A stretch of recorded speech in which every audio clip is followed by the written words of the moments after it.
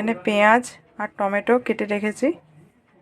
চিংড়ি মাছ ভালো করে ধুয়ে নুন হলুদ একটু সরষের তেল একটু লেবু আর কারি পাতা মাখিয়ে রাখা আছে।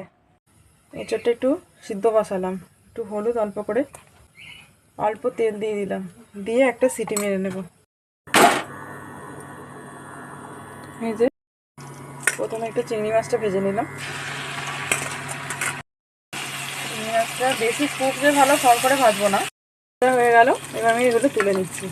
এবার তেলের মধ্যে একটা তেজপাতা, একটা শুকনো লঙ্কা, একটু জিরে ভালো করে ভাজতে হবে। টমেটোগুলো এর মধ্যে দিয়ে দেবো,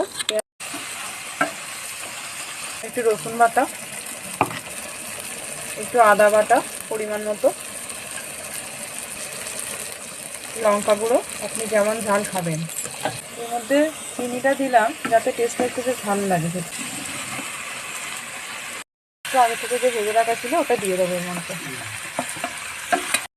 কষানো মোটামুটি হয়ে গেছে, এবার এর মধ্যে একটু জল দিয়ে দেবো। বাহ, হয়ে গেছে আমাদের এঁচোড় মোটামুটি রেডি। ব্যাস, আমাদের এঁচোড় রেডি।